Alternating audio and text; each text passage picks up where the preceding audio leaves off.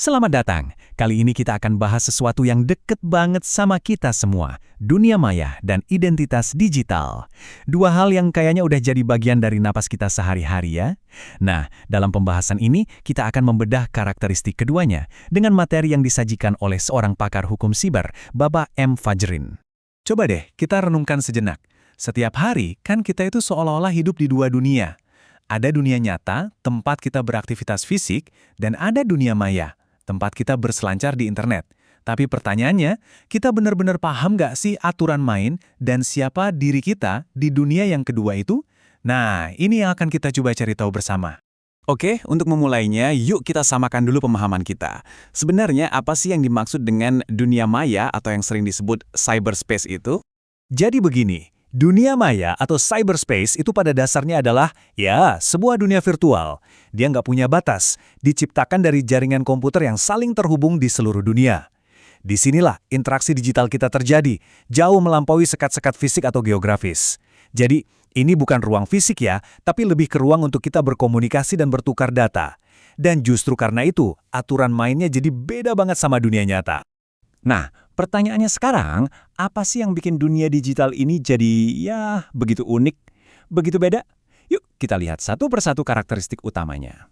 Yang pertama, dan ini yang paling fundamental, adalah sifatnya yang borderless atau tanpa batas geografis. Bayangin aja, apa yang Anda lakukan di Indonesia bisa punya efek langsung di belahan dunia lain dalam hitungan detik. Nah, ini nih yang bikin pusing aparat penegak hukum. Soalnya, jadi bingung kan, hukum negara mana yang harus dipakai?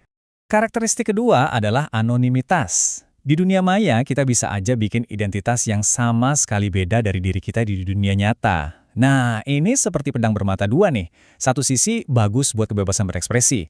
Tapi di sisi lain, wah, risikonya besar banget buat disalahgunakan. Dan inilah sisi gelap dari anonimitas tadi.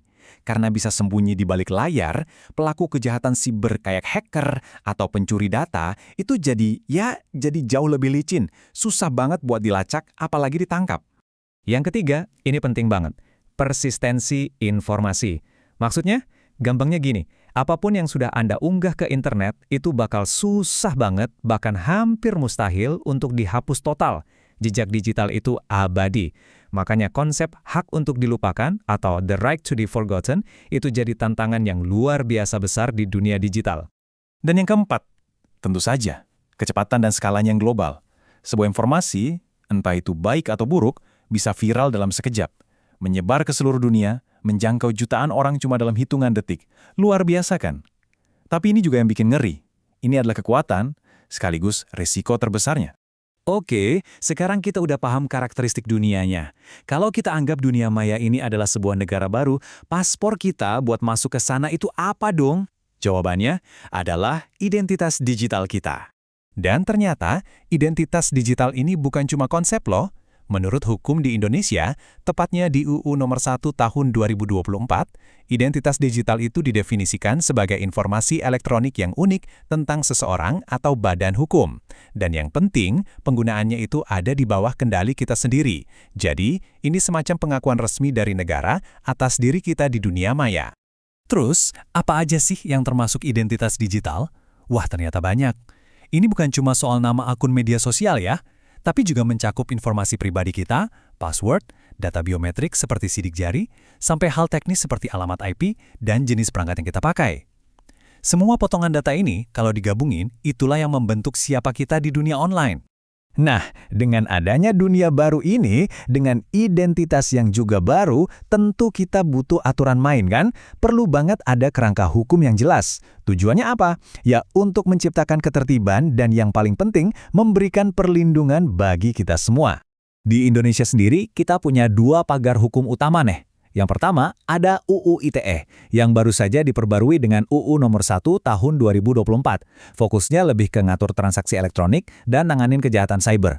Terus yang kedua, ada UU Perlindungan Data Pribadi atau UU PDP. Nah, kalau yang ini, tugasnya spesifik banget, melindungi privasi dan data pribadi kita. Jadi, keduanya saling melengkapi. Oke, kita sudah bahas banyak hal ya. Dari karakteristik dunianya, identitas kita di sana, sampai ke aturan hukumnya. Jadi apa sih intinya? Semua pembahasan ini sebenarnya membawa kita ke sebuah perenungan akhir, sebuah pertanyaan yang sangat mendasar. Di dunia yang serba digital dan tanpa batas ini, gimana caranya kita menemukan titik tengah, titik keseimbangan antara kebebasan yang kita nikmati dengan keamanan yang kita butuhkan? Nah, ini bukan pertanyaan yang gampang dijawab. Ini tantangan besar buat kita semua, buat pemerintah, dan tentunya buat kita sebagai individu, sebagai warga negara digital. Seluruh pembahasan kita tadi tentunya disusun berdasarkan riset dari sumber-sumber yang kredibel, seperti yang bisa Anda lihat di daftar pustaka ini. Ada buku-buku dan tentu saja produk hukum yang berlaku. Semoga apa yang kita diskusikan kali ini bisa menambah wawasan. Terima kasih sudah menyimak.